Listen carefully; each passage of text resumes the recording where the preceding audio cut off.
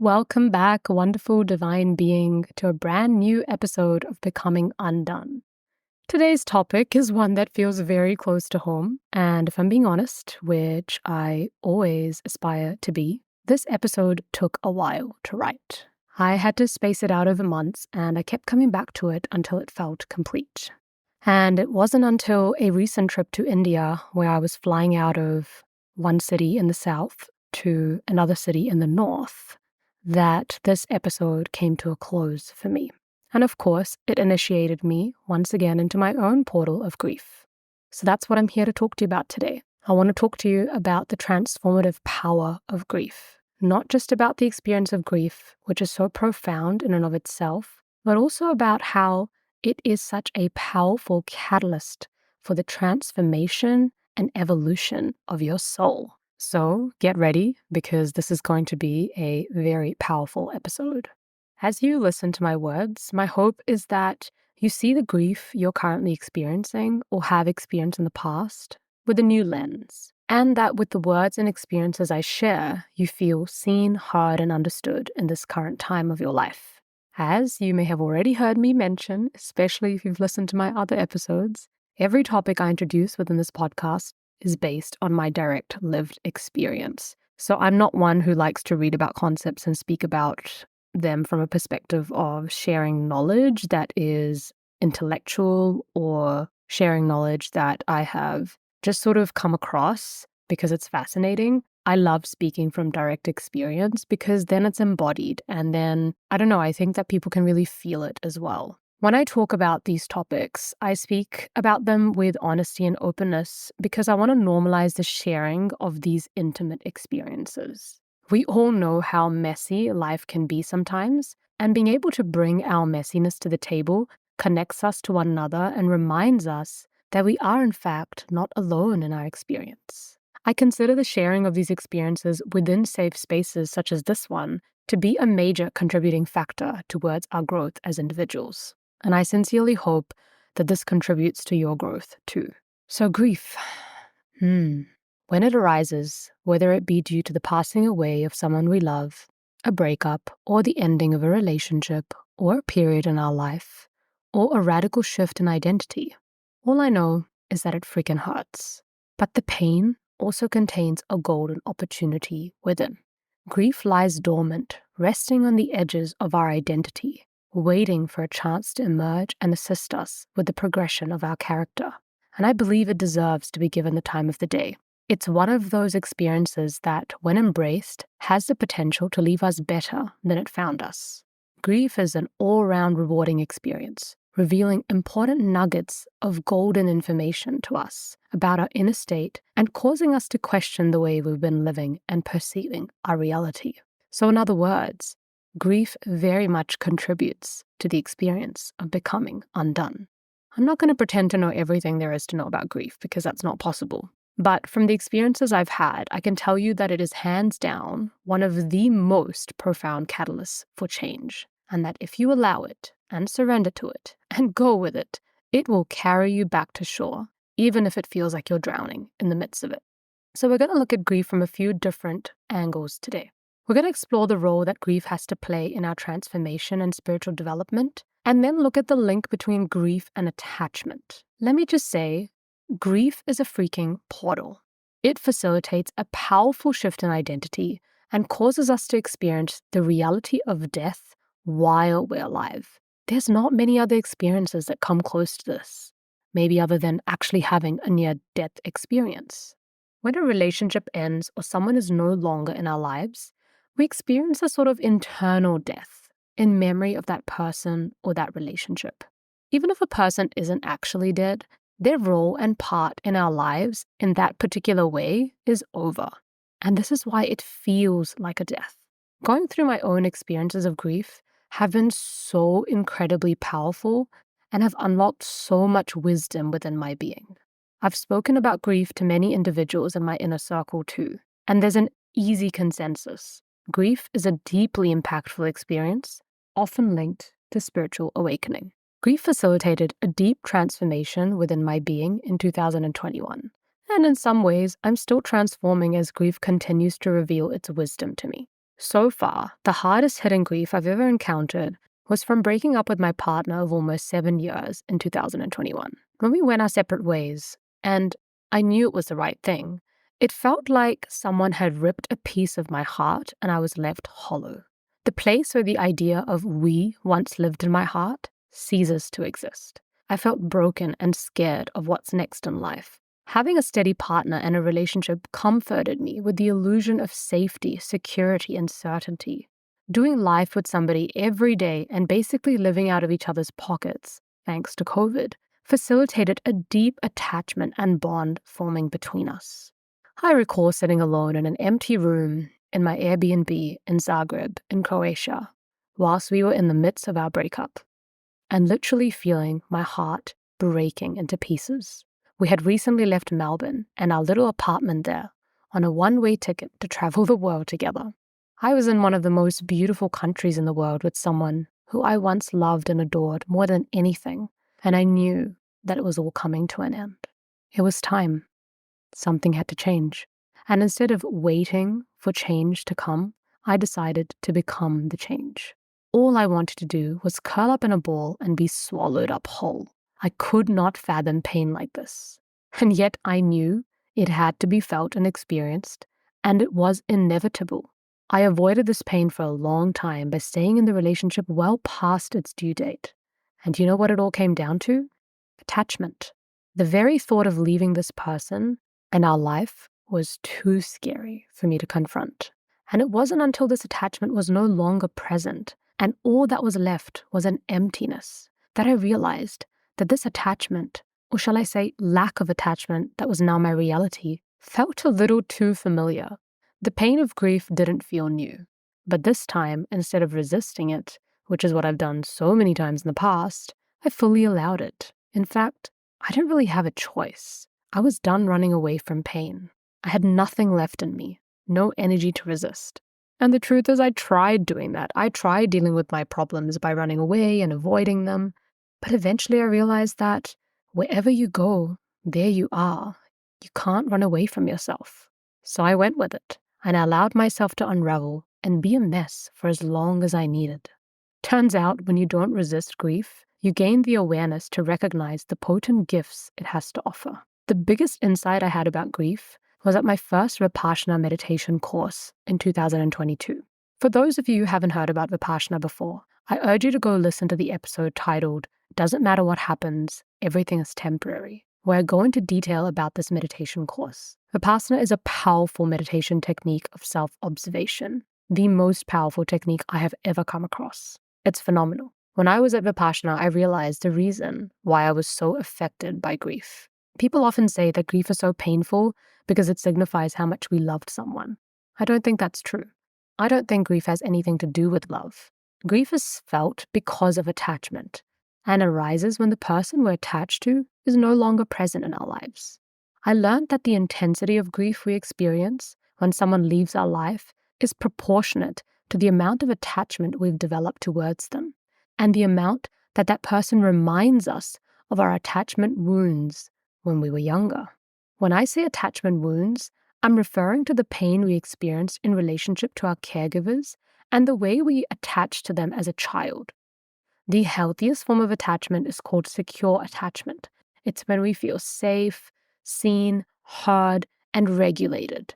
It's when we feel held by our caregivers. It's when we have received attunement, emotional and physical attunement from our caregivers. And because we receive this kind of care, we safely attach to them and form a very safe relationship with ourselves. When we receive what we need as an infant and a child, we develop a regulated nervous system and grow up to be secure individuals. But of course, in order to receive this from our caregivers, they have to be pretty self-aware and secure in themselves.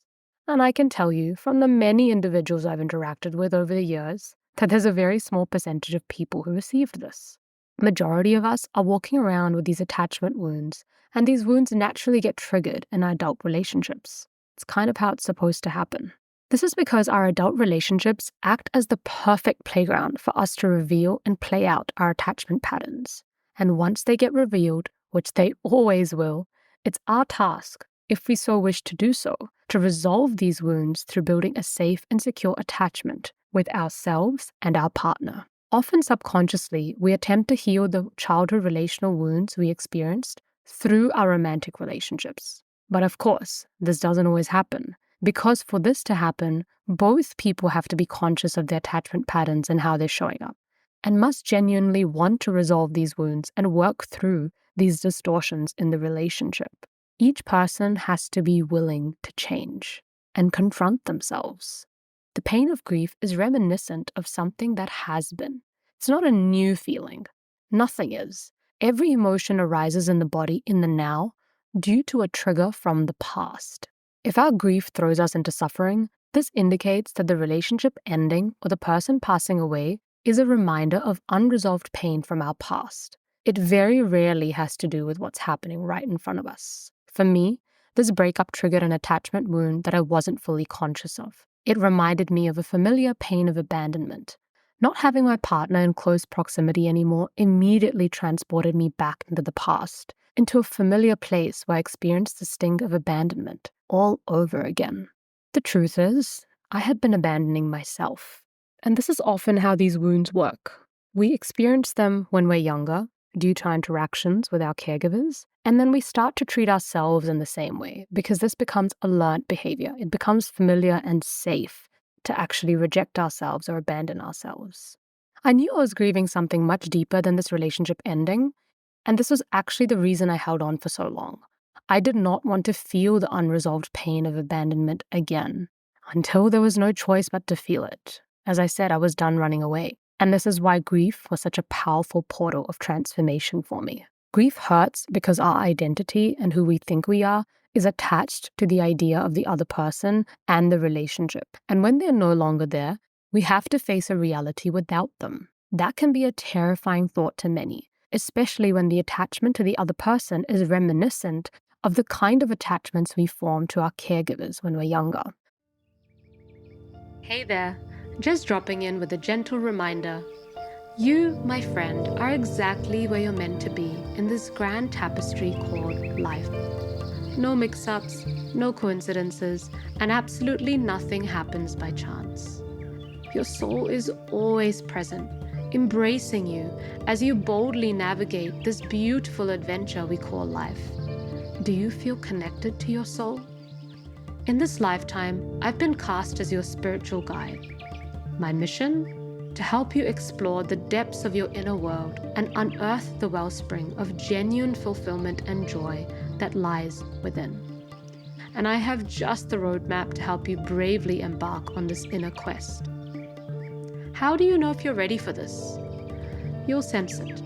You'll know it's time when you've exhausted the external search for happiness and are ready to shine a light on your inner world with the same vigor.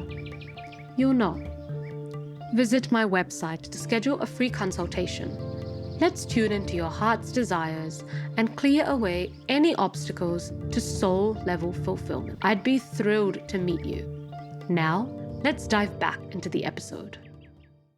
A few years ago, I was supporting a client with the same wound. Her father had passed away, and when she was grieving his death, she was also grieving how he never showed up for her in the way she needed. This set the tone for the way she was showing up for herself and led to a lifetime of self-abandonment. When we self-abandon, we're completely disconnected from who we are and what we truly want. We accept less than what we deserve because we don't believe we're worthy of being treated with respect and love.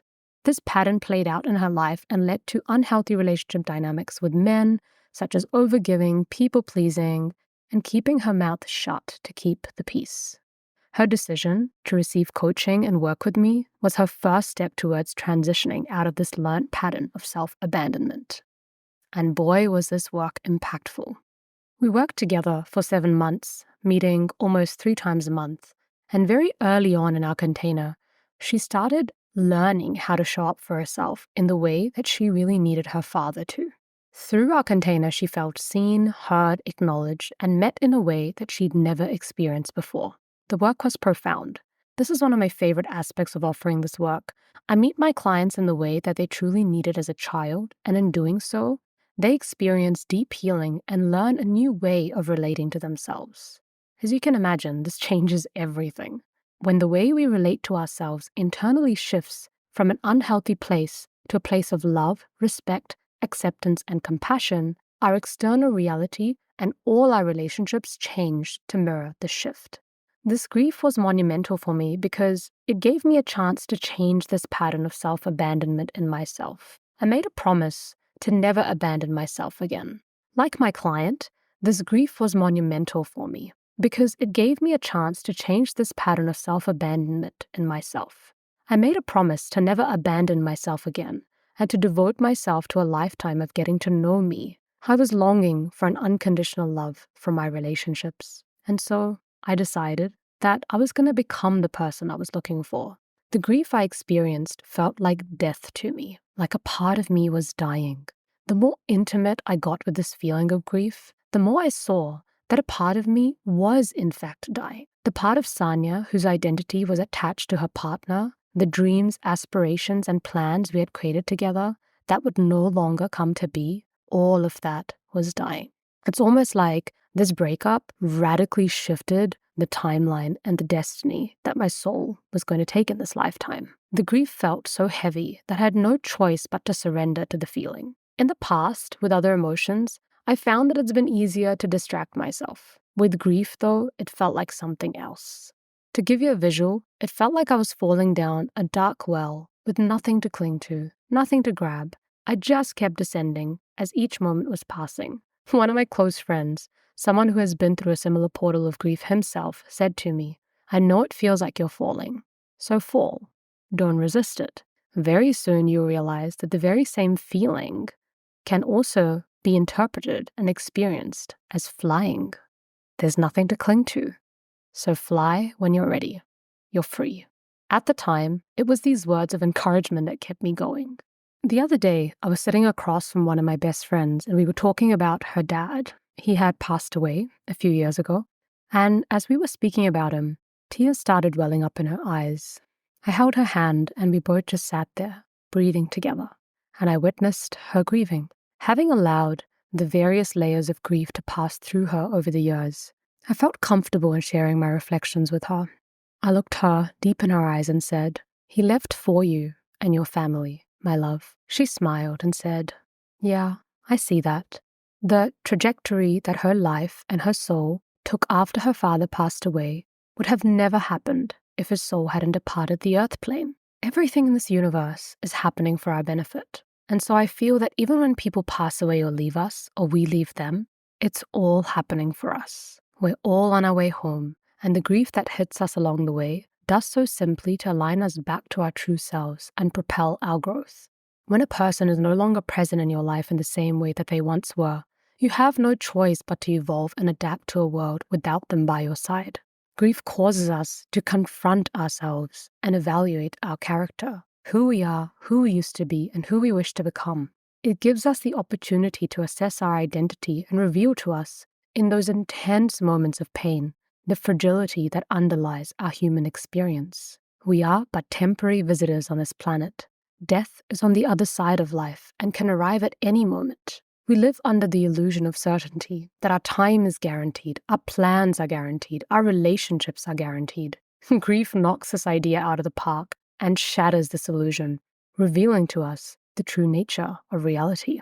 Grief is an incredible experience for those who are driven to grow and evolve. It's the boomerang that will catapult you into your next level of expansion. It facilitates an inner experience where we feel a shift in our character occur in the very fiber of our being. As the older version of ourselves dies and a new version of ourselves is being born, we grieve the attachment to what once was and look out at a vast emptiness before us, a void, a space of rebirth, experiencing a new version of ourselves forming, while simultaneously experiencing the person we once were crumble to pieces. This is precisely why grief feels so messy. It's like the goo that surrounds the caterpillar in the chrysalis as it's in the midst of transforming into a butterfly. While this new self is forming, we won't have any idea of who we're becoming. Reality as we know it ceases to exist because we're no longer operating from the same place. Our sense of self is rapidly shifting. It's like we've crashed into a wall and all the pieces are splattered all over the place. Sorry about the gory graphic, but this is precisely what it felt like for me. While we're in the process of reforming and becoming whole again, we're simply being invited to take a backseat and let the current of life take us where we need to go. In a way, grief gives us a breather from day-to-day life. It gives us a chance to reevaluate. It forces us out of the driver's seat. I believe that this is an extremely necessary experience for each individual, as it reminds us of how little control we really had over any situation to start with, and how silly it was for us to think that we were in control of anything. Grief cracked my heart open, causing it to bleed out with sorrow. It caused a complete reshaping of my character. One could say I've become more myself and more of who I was supposed to be because of it. Grief increased my capacity for love. Grief showed me how to let go of not only the other person, but also of myself, as I was when I was in the company of that person. The version of me who was living that reality, that particular timeline, that trajectory where I was clinging to a sense of safety and security that was very much linked to the other person. This sense of knowing provided me with comfort for a while, and this is why it hurts so much when someone leaves or passes away. We get plunged back into the darkness, in the vast ocean of life, without the lifeboat of comfort and safety that was once provided to us through that relationship. But the opportunity that it does provide for us is to seek and identify our true source of safety, which is within ourselves and within our inner being. Experiencing grief brought me to my knees in humility, and it continues to bring me to my knees in humility. It puts me in touch with my humanness in a way that no other emotion has the ability to do. It's unlike anything I've ever experienced, and frankly, it doesn't just feel like an emotion. Maybe you can relate to this. It feels like a spiritual experience, a portal to awakening, and a symbol of transformation. I've never felt something that so deeply caused me to question myself and my reality. Even though I was suffering from this place of grief, loss, and death deep down, I innately knew that this was normal. Even if we spend a whole lifetime with someone, the truth is they're going to eventually die or leave. Or you're going to pass away or leave, and the time you had together will come to an end. The greatest teaching that grief has bestowed upon me is the realization of the impermanence of life. It revealed what was there all along, a silent truth. Everything is temporary, our relationships, the people in our lives, and life itself. It's all temporary. Nothing lasts. And while this can feel like a painful thought, the very fact that nothing lasts while we're in this meat suit is what actually gives it significant meaning in our lives. This is simply the reality of life, and it isn't personal. It's just nature. So while I felt like I was suffering, and in the deep recesses of pain, I knew that it would pass, and it felt right. And at this point, which was quite recently, it's only been about a year and a half since this happened, and I recorded this episode, I was already knee-deep in my own spiritual practices. So I knew that the pain was temporary and necessary because it would hold for me wisdom that can only be felt through direct experience and cannot be taught through a book. All I needed to do was meet this grief with love for as long as it was present. The experience of grief also highlights the fact that nothing is guaranteed. No matter how much planning you do, you can never be certain of a person's presence in your life. And this is why it's important to learn how to be okay on your own, to lose any resistance to being in your own company, and to recognize the inherent value in this. The truth is, we were born alone and we will die alone. Many people will build their entire lives in a way where they don't have to experience being alone. They'll distract themselves, jump from relationship to relationship, overwork themselves, hustle, travel. They'll do anything because there is an underlying feeling of isolation and loneliness they're trying to avoid. And this feeling is highlighted to the maximum when we lose someone. It arises to the surface to make itself known. On the flip side, when we're able to see that nothing external lasts, we come to realize the one thing that does actually remain, something we can experience when we look within. Our beautiful awareness, eternally present, silent, unconditional, and always here. And so while grief does hurt like a bitch, it also builds spiritual stamina, giving us the energy to face life and its challenges with more resilience and to stop sweating the small stuff. I don't know if you've ever noticed this, but I've noticed a commonality amongst the individuals that deem to be the most self aware. They're often the ones that have either faced death directly or been exposed to grief a number of times. They seem to have a more intimate understanding of death and aren't afraid to talk about it. They've gained the wisdom and understanding of impermanence. When you experience grief, it's almost as if you get rewarded with a badge of wisdom. This inbuilt tool becomes available to you. Knowing that nothing lasts, everything is temporary, and you actually have no control over the outcome of anything aids you with a wisdom that not many other experiences can. I find that the individuals who are acutely aware of death arriving at any moment are the ones that are truly living life to the fullest. When we know that death can arrive at any moment and that things are constantly changing, evolving, and impermanent, we automatically experience more presence and imbue more meaning into each moment, knowing that this moment is literally never going to come back again. So, my gorgeous listener, utilize the portal of grief and let it carry you where you need to go. This experience, just like any other experience, is deeply impersonal. It occurs naturally in response to our biology and fragile humanness, and there is no escaping it. But in my experience, we shouldn't want to escape it because it's so valuable. And grief can hurt a little less and sting a little less and even become, dare I say it, an acceptable and fascinating experience when we can see how it's going to very literally shape our character and the next phase of our life and bring us more in alignment with God. Thanks for listening and joining me on this voyage. I hope that this episode was helpful for you. And if it was, please do reach out and let me know the insights that came through for you. Namaste.